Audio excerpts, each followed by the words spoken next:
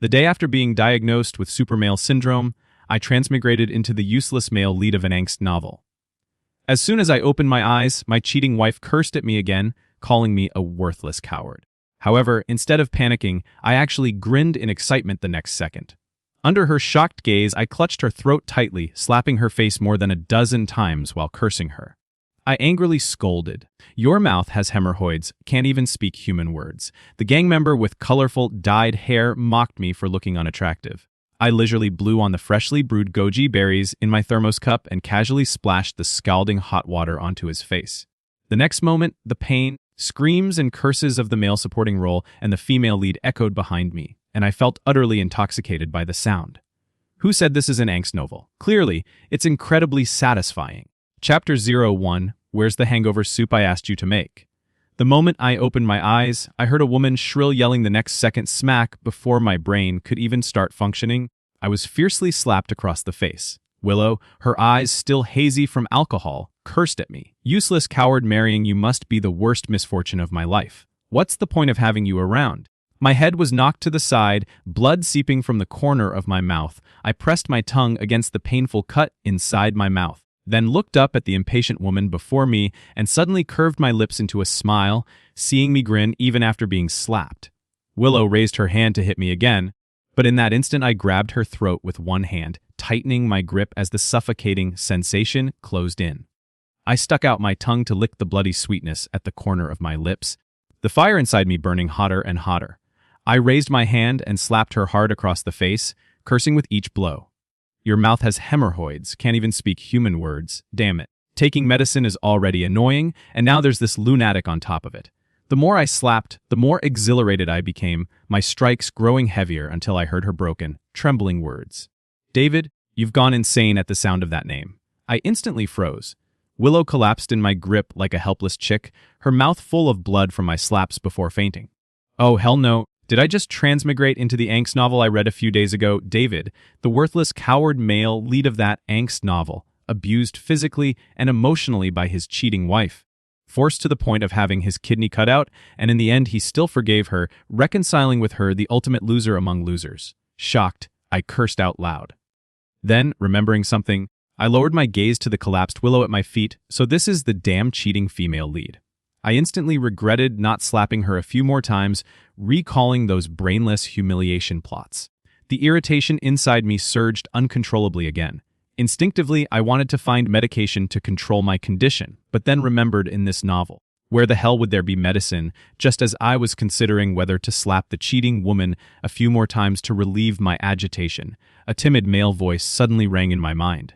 He said, "How could you hit Willow? She's my wife," I snapped back. "What the hell are you talking about? Not only will I hit her, I beat her to death." That voice seemed completely stunned by my righteous tone and stayed silent for a long moment through our exchange. I understood the voice in my head was the angst novel's male lead David. Now the two of us shared one body, but because I couldn't stand his cowardly, submissive ways, I forcefully seized control of the body.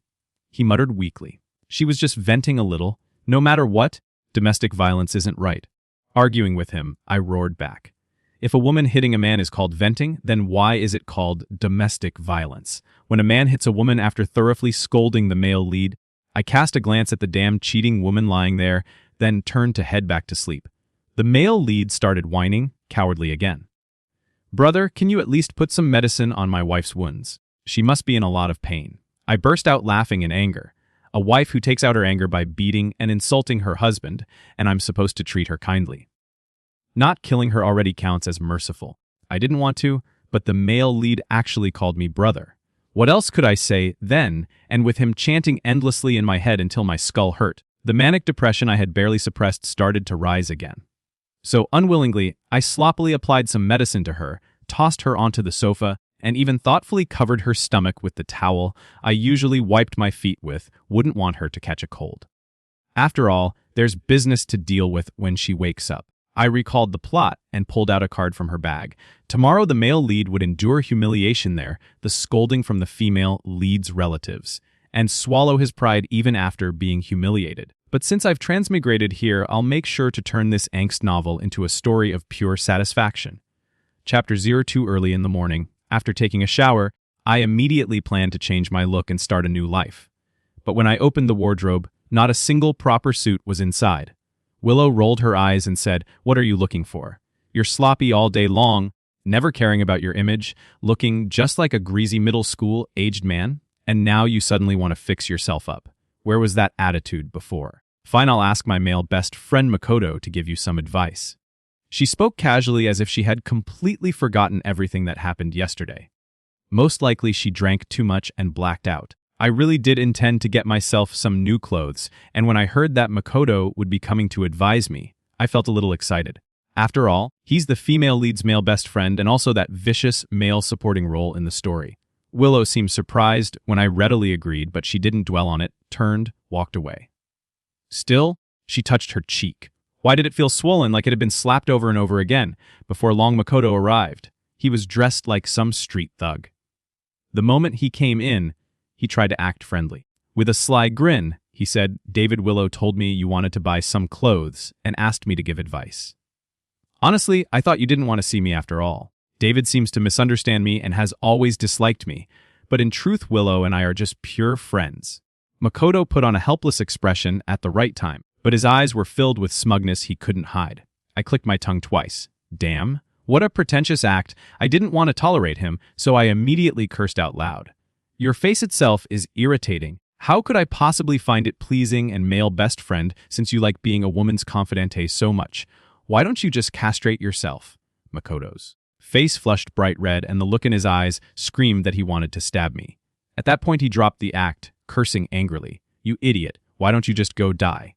My temper flared instantly. I slapped him across the face, sending him crashing to the ground. Then, under his shocked gaze, I grabbed a handful of his multi-colored dyed hair and yanked him close, humiliatingly patting his cheek as I whispered in his ear, "Don't bark like a weak chicken." Makoto struggled, shouting threats about telling my wife, but before my absolute strength, it was nothing but a paper tiger watching him tremble with rage in my grip. Instantly lifted my mood, I let go, calmly rolled my neck, and went on to the mall to splurge in style. Makoto followed me bitterly, glaring as I swiped the card and bought things casually. The reason he was so furious was simple. This card was the very one he had given to Willow in order to please her, yet he had no idea how it ended up in my hands. To prepare for the upcoming banquet at the old mansion, I took extra care. I picked a suit that was low-key but also allowed my hands freedom. A luxury car slowly stopped at the entrance of the old mansion. I got out, walking in with steady steps and my head held high. As expected, I received a flood of astonished gazes, including the cheating woman's. With a satisfied look, she walked toward me and scoffed coldly. "At least today, you're dressed somewhat decently," I sneered inwardly. "Does someone like me need your evaluation?" Behind me stood Makoto, completely overshadowed by my brilliance. Seeing Willow approach, he recalled all the humiliation he had swallowed along the way, suppressed his anger, and called out to her in a low voice. Willow only then did Willow pull her gaze away from me, replying. Makoto gritted his teeth in secret. Stumbling forward, he reached out to grab Willow's hand, but just as he was about to touch her, he cried out in pain. "It hurts, hurts, hurts, don't touch." He pulled his hand back, glaring at me with hatred, his meaning crystal clear. Willow saw the supposed injury on Makoto's hand and instantly frowned. She turned to me in fury and demanded, "What did Makoto ever do to you that you had to hurt his hand?" "David, you've gone too far. You know very well his hands are for playing the piano." I sneered. A courtroom needs defendants to confess, yet he or she was basically forcing me into guilt. Glancing at his hand without even a scratch on it, I mocked, "Are you blind? If Makoto's injury doesn't see a doctor soon, it'll heal completely on its own," or arguing attracted the attention of people at the banquet. Most of them were Willow's relatives who had always mistreated the original male lead. I curled my lips in a mocking smile, just about to verbally tear the two of them apart, when Willow's second uncle and second aunt hurried over and interrupted. Second uncle said, "Oh, come on now, let it go, let it go. Life isn't easy for anyone. We're all family here. Fighting only damages harmony. David, just be generous, bow your head, apologize, and it'll all blow over." Second, and added, "Exactly, this is supposed to be a pleasant family banquet. David, why must you stir up trouble?" Her first words were already placing all the blame on me. The others followed suit, chiming in one after another, pressing me to apologize. Someone said, "Are you asking for a beating? Pulling a stunt like this the moment you arrive? What a killjoy," another sneered. "I'd say Willow was downright unlucky to marry you. Look at Makoto, so capable, so dependable, yet another added, who even knows what kind of trick he used to deceive our Willow into marrying him. The crowd was noisy, every voice accusing me, drenching me with slander, all the chaotic noise jammed into my head, making my ears ring. The fire in my chest was like gasoline poured onto flame, exploding and blazing through every inch of my body. Damn it, all of you, shut the up. The thread of reason snapped. I grabbed a glass of champagne from the table and splashed it all over Willow, then slapped her so hard she collapsed to the ground. I roared furiously, and you, worse than pigs and dogs, watch me slap you to death. I yanked Makoto up by the collar and slapped his vicious face until it instantly swelled. The others were stunned, convinced I'd gone insane. They stood frozen in place, not moving, until I began kicking the collapsed Willow with all my strength. Only then did they rush to restrain me, but whoever came, I slapped one came, I slapped one two came, I slapped two. The scene dissolved into chaos, filled with women's shrieks and men's pained grunts, and at the center of it all, I, striking with both hands, was slapping away with unrestrained glee. The male lead inside my head screamed in horror at the scene. Every time I slapped someone, he shouted like a frantic commentator reporting their identity. Don't hit second aunt. Please don't hit third uncle. Don't hit second uncle either. But the more I slapped, the more I lost myself. My fury turned wild until I completely merged with the rhythm of the blows. The contact between my palm and their faces played a beautiful symphony. I sank into the music intoxicated, my mood miraculously soothed, leaving me light and carefree. I only stopped when my arms grew sore from slapping. By then the entire hall was filled with their crying and plea for mercy. I admired the scene, and only one word echoed in my heart. Satisfying. Chapter 03, some busybody uploaded the video of me slapping people onto the internet. After that battle, I became famous overnight. Netizens even gave me the nickname Slap God of War. I was quite pleased since it proved my strength was undeniable. It was satisfying, sure, but the consequence was that my arm swelled for an entire week from hitting too hard. Willow and Makoto seemed terrified of me after the beating, behaving unusually obedient. These days, I couldn't be bothered to investigate further. It gave me peace and quiet anyway. During these days, I chatted with the male lead in my head and learned some details that weren't written in the original plot. Turns out the male lead once had a prestigious family background, but after his parents died in a sudden car accident, everyone pushed him down. While he was vulnerable, the Chan group collapsed and split apart. Everyone wanted a share of the spoils. Only the female lead reached out to help him. She supported him in his lowest moment, which was why he remained hopelessly devoted to her. I, however, felt something was fishy, but didn't say it aloud. He then asked me, "What about you? How did you transmigrate into this novel?" The male lead scratched his head, curious with fighting power as strong as mine. What kind of person had I been in my world? But I didn't want to recall the past. Those memories were like a venomous thorn lodged in my heart, each beat of my heart stabbing me with pain that lingered. Those experiences were the very root of what had driven me into madness. Seeing my pale face, the male lead understood everyone carried unspeakable secrets. I had mine, and so did he. Didn't ask further, just silently patted my shoulder. Just when things had been quiet for a long time, Makoto suddenly made a move. I was lying on the sofa, leisurely playing video games when the doorbell rang. "David, long time no see." Makoto had actually dyed his hair back to normal and rare sight was wearing a formal suit after his fake cordial greeting. He arrogantly sat down on the sofa with his head raised high. I glanced at him indifferently and asked, "What's the matter? Did you strain your neck?" "You." Makoto nearly lost his temper from anger, but then he suddenly remembered something, suppressed it and curved his lips into a smug smile with great pride. He pulled out a medical report, tossed it in front of me, and said in a mocking tone, "Willow is pregnant with my child, the sole Carol fruit of our friendship." He said, "You've been married to Willow for 4 years, and there's not a single sign of movement in her belly. What does that mean?" "It means you're not capable." "David, it's me, not you." Before Makoto could finish, the male lead in my mind could no longer contain his suppressed emotions and directly seize control of the body. Makoto felt a sudden shift in the man's aura before him. Despair and oppression washed over him completely. The male's eyes turned red, his body trembling uncontrollably. He seemed unwilling to believe what was happening, muttering, "It's impossible, impossible." Willow said she would only have children for me. I was speechless upon hearing this. Makoto smiled smugly and taunted further. "David, you're so stupid. Women all like strong men. You're such a waste. Of course she can't stay faithful to you." This only provoked the male lead more. He suddenly stood up, seemingly losing his mind, repeating the same words over and over again. "You're talking nonsense? You're talking nonsense?" He clumsily tried to grab the pregnancy test report from the table, but Makoto grabbed his hand. Makoto's eyes flickered, and he mockingly smiled at the male lead before suddenly shouting, "David, speak properly, don't get physical." Then he deliberately fell backward, whether due to not controlling the distance. He hit the back of his head with on the armrest of the sofa. Makoto Willow, who had somehow arrived, rushed over to help Makoto, who was now dazed on the floor. She turned, glaring the male lead, who was still frozen in place, and threatened angrily, "If anything happens to Makoto, I'll make sure you won't have a good death."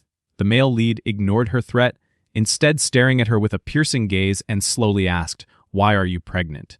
Under the male lead's direct and unwavering gaze, Willow, as if burned, turned her head away and answered coldly, "I have the right to bear children. It's my right to choose who I want to have children with." Hearing this, the male lead laughed bitterly, exhausted, and with no more words to say, he muttered under his breath, "Just get out."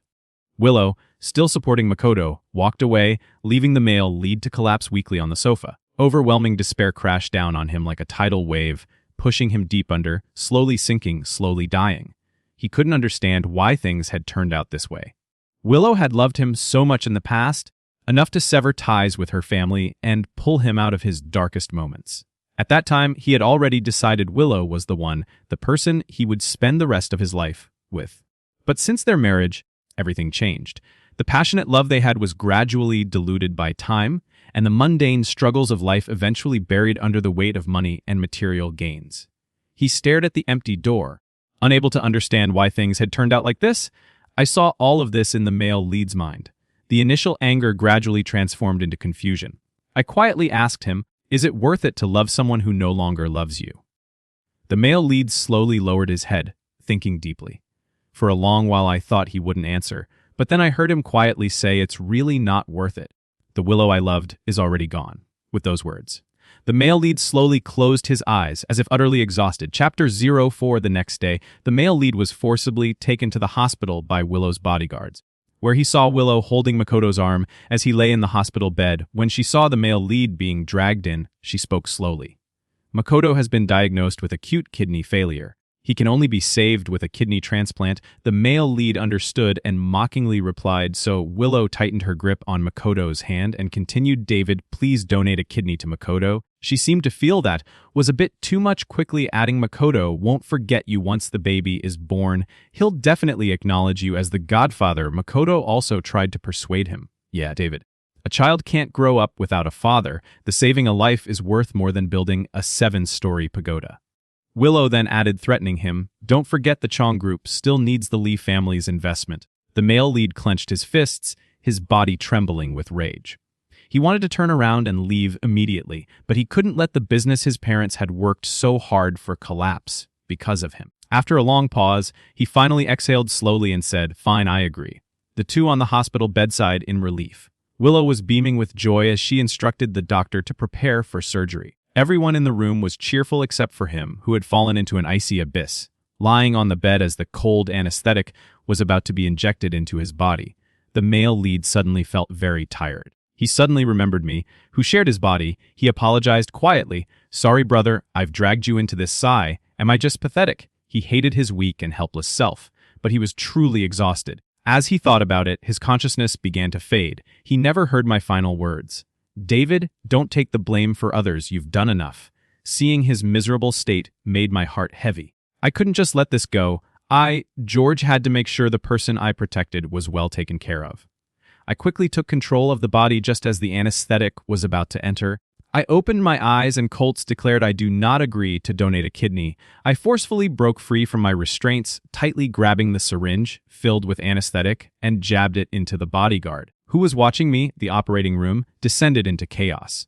Taking advantage of the confusion, I quickly got dressed, grabbed a scalpel, and stormed out. I staggered outside Makoto's hospital room and overheard them whispering. A strange female voice asked, "Do you really think this plan will work if Willow finds out she can't get pregnant and the order was swapped by me? We're all finished?" Then Makoto's voice followed, "It's fine, I've arranged everything. I'll make sure she has an accident and falls unconscious. Then David, that idiot, will donate a kidney to." As soon as I heard this, I was furious. Damn it, Not only is the pregnancy thing a lie, now they want both of my kidneys. Chapter 05, I held back the anger rising in my chest and continued to listen to the conversation inside. Makoto said, "Baby, just hang in there. Once this is done, both the Chan group and the Wang group will be ours. Then you can marry me in peace." His affectionate tone made me want to puke. But little did I know their ambitions were far from small. Before I could eavesdrop further, Willow arrived, receiving the message, "David, are you crazy?" Her hysterical scream made the two in the room quickly separate, as if they'd been shocked. I rubbed my ears, which were still buzzing from the shock, and impatiently retorted, "What's going on? Didn't they tell you not to make noise in a hospital?" Willow gritted her teeth and irritably grabbed my sleeve, dragging me to the ward. When she saw Makoto pale and lying in bed, her anger intensified. She practically wanted to dig my kidney out with her own hands. Makoto sobbed, "David, please have mercy, save me." Makoto was a pitiful sight, snot and tears all over his face, begging me in the most humble manner. I remained unmoved. I had to admire his acting skills so expertly. I calmly spoke one word, not saving Willow. Irritated by my indifference, felt her eyes threatened. She coldly threatened, "David, I think you want the Chan group to go bankrupt." Hearing this threat, I sneered mockingly and asked, "Oh, do you want to manipulate the Chan group into bankruptcy a second time?" Willow froze and a storm of thoughts rushed through her mind. Does David know the truth? As soon as I said this, the four people in the room had different expressions. The woman who had been flirting with Makoto earlier subtly raised an eyebrow at me, as if showing newfound interest. Willow was stunned, but quickly hid it behind a composed expression. She frowned and said, "What nonsense are you talking about?" That was her attempt at denying the truth. It was obvious Willow then noticed the woman in the corner and was about to ask her something. However, Makoto suddenly made a move. Catching her off guard, Makoto flung off the covers, stumbling out of bed, and shockingly kneeled directly in front of me. "David, I know you hate me, you don't want Willow to have my child, and you don't want me, the biological father, to live, but I'm willing to let the child call you father and never acknowledge me as the father. I only ask you to save my life so I can silently watch the child grow up." Makoto was crying uncontrollably, as if his heart was breaking, almost on the verge of fainting. Willow crouched down, hugging him, and shouted at me, "David, you're watching him die? How can you be so heartless? Don't you want the child to have a father? David, you'd better donate a kidney to Makoto, building your happiness on someone else's suffering. You're truly vicious." Willow, completely triggered, spilled all the words she had been holding back while Makoto shot me a triumphant grin. I couldn't help but laugh in exasperation at their ridiculous act. Sighing, I said, "You two really are a match made in heaven, like a bitch and a dog. All right, saving a life is worth more than building a 7-story pagoda. I don't want the child to grow up without a father." Upon hearing my words, their faces lit up with joy, but the next second I added, "However, Willow, do you really think you're pregnant?" I dropped a bombshell. Makoto immediately panicked, loudly retorting, "David, stop spouting nonsense." I couldn't be bothered with him. I pulled out a medical report from my pocket and threw it in Willow's face. "This patient has been diagnosed with early OVC failure and is unable to conceive." The words on the paper rang out like a slap to her face. Willow stood frozen in place. I sneered a few times and said, "Open your dog's eyes wide and take a good look. Who's really the one with the problem here?" Actually, the male lead already knew about Willow's physical condition, but to avoid gossip, he took the blame for it, telling her, but I wasn't worried. After all, exposing the truth would completely crush her. Damn cheating woman, just seeing her annoys me. I rolled my eyes dramatically, the frustration in my heart bubbling over. With a swift kick, I shoved the cheating woman aside. I cursed. "Take your diagnosis and go over there to look at it without support." Makoto was about to collapse. I grabbed his neck with one hand and snarled, "And you want to kneel for me? Well, kneel all you want." I pressed down hard on his shoulder, forcing him to kneel. His knees slammed painfully into the cold ceramic tiles, making him cry out in agony. He cursed, "Get the hell off, you bastard." Makoto's face twisted in pain, his complexion now truly pale. I laughed, daring to curse at me, "Want to keep that tongue of yours." I saw that Makoto had stopped pretending to be ill, and my grip tightened. His miserable cries and curses echoed through the room. Willow, who usually acted all sweet with Makoto, showed no reaction, her hands clutching the diagnosis in a daze. Watching this, I suddenly lost interest. I let go, dusted off my clothes, and walked out. The woman who had been in the corner watching me with minimal presence flashed an almost imperceptible emotion in her eyes as she watched my retreating figure. I didn't want to face retaliation from Willow, so I decisively chose to return to the Chan group. Although many of the corpse members had been dismissed after Lee's family invested the shares left by the male leads, parents still accounted for the majority and the real heir to the Channon group was still him.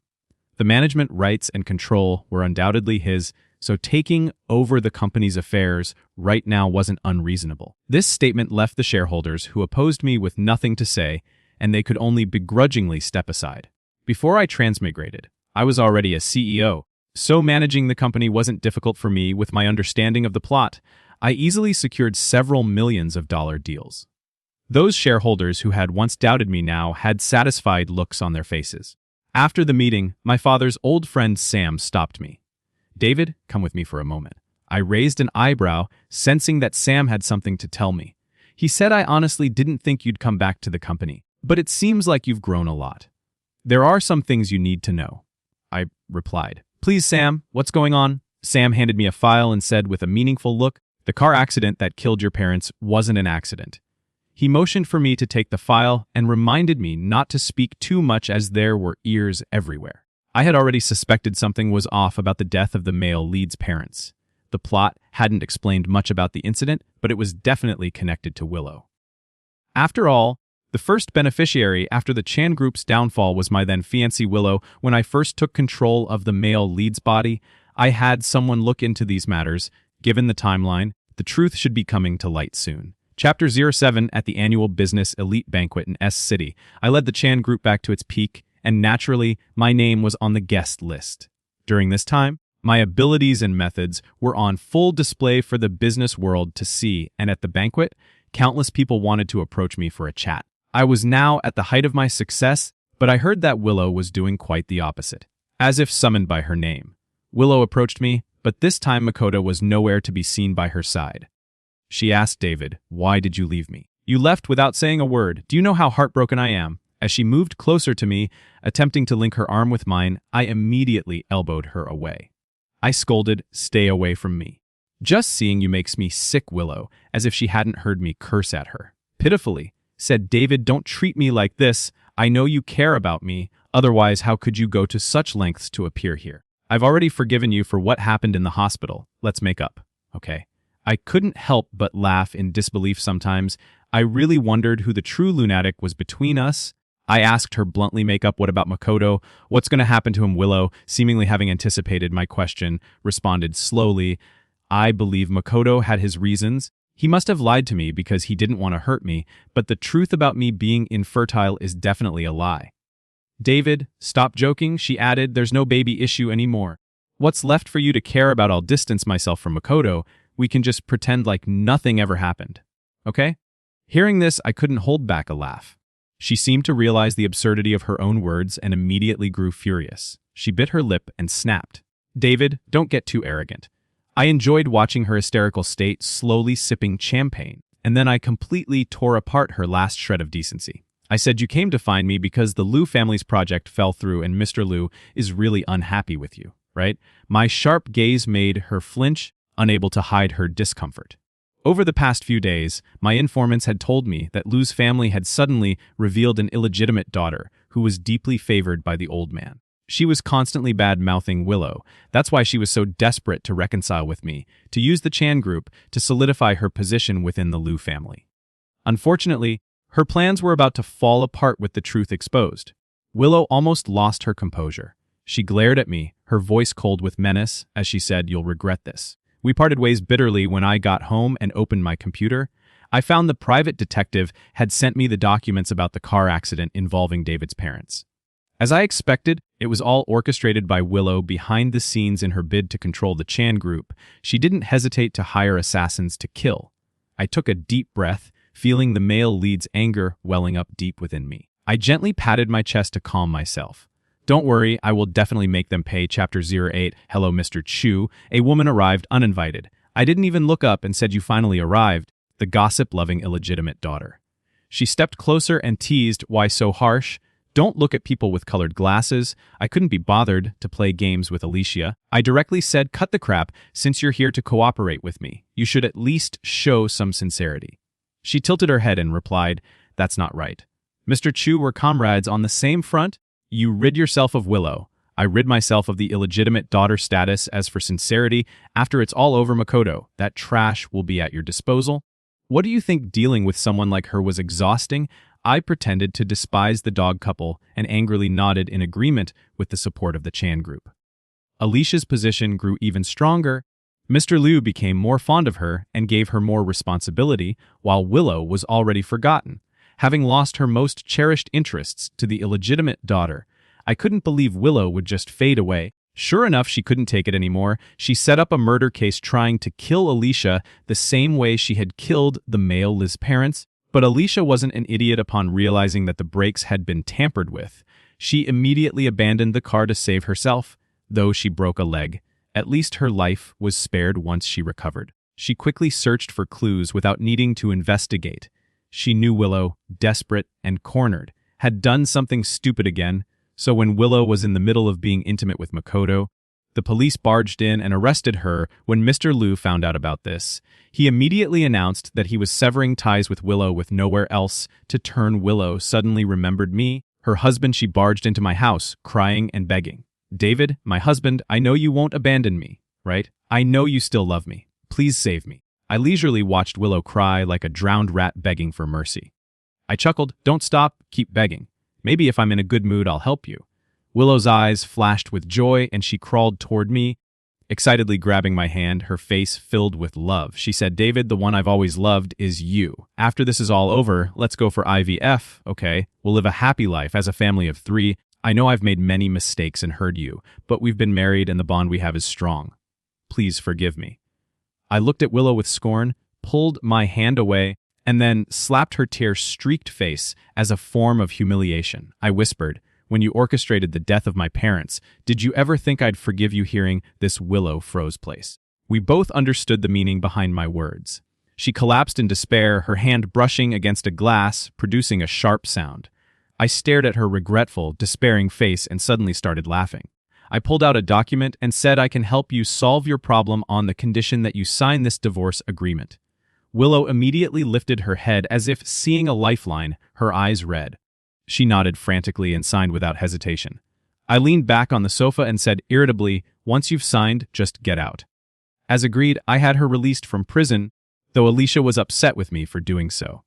As for why I helped her, it was because her punishment hadn't been enough. When it comes to murder, the heart must be punished as well. Chapter 09. David, why are you helping him? Didn't you hate Willow the most? Alicia asked, furious.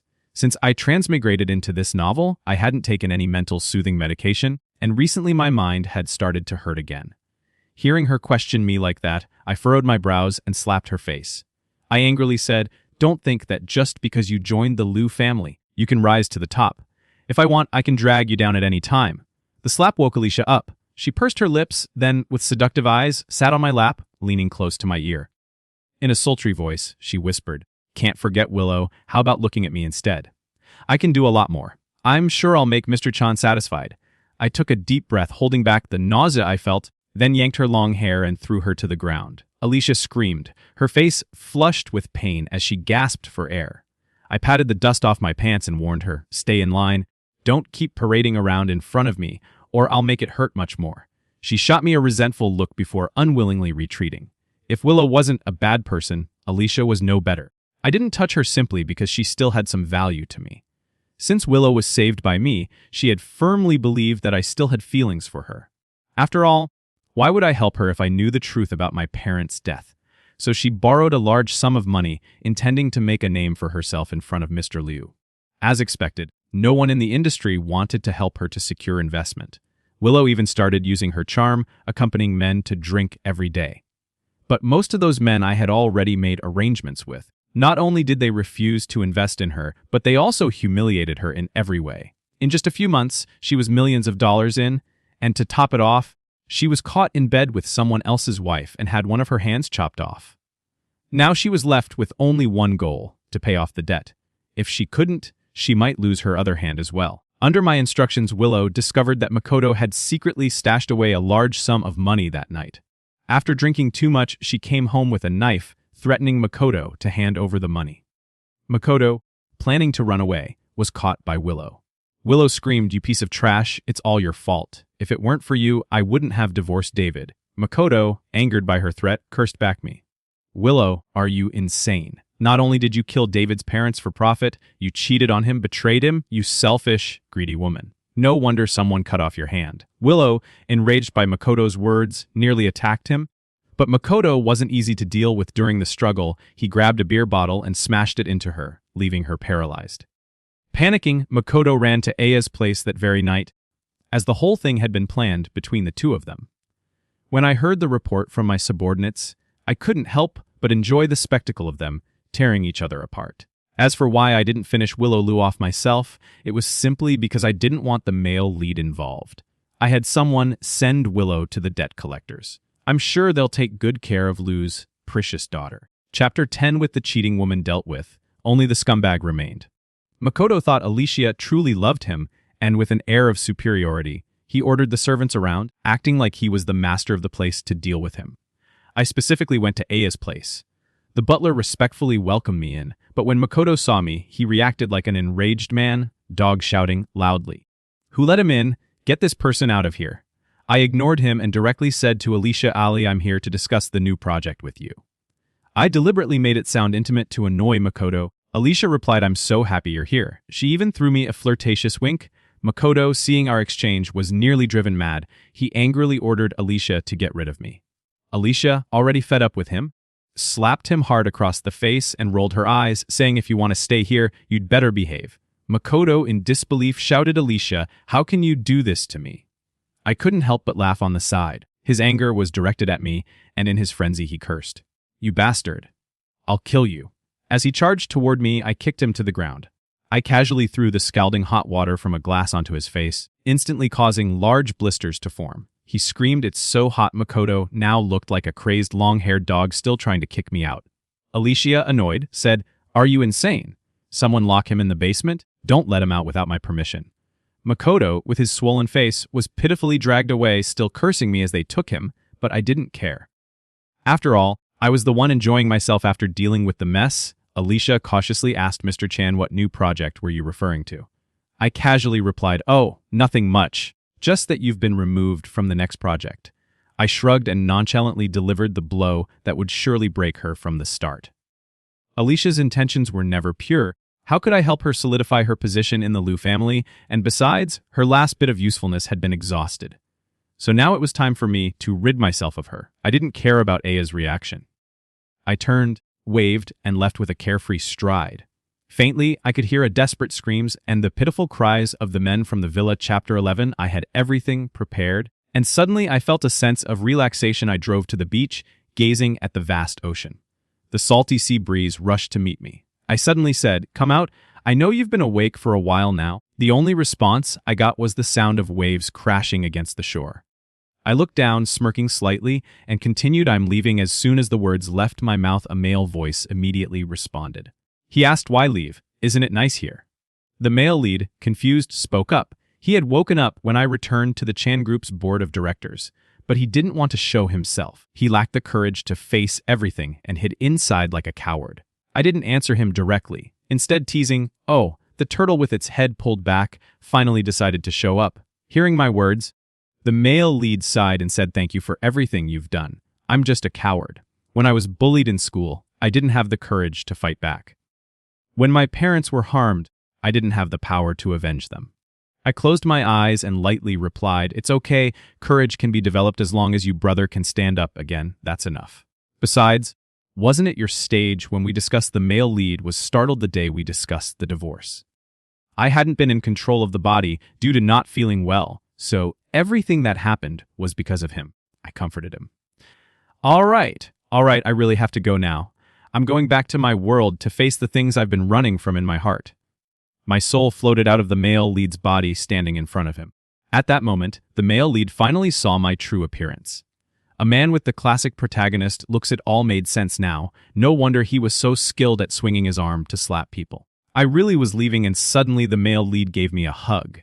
He said, "You did this a long time ago. Good luck." His warm voice gradually faded in my ears as I returned to my own world.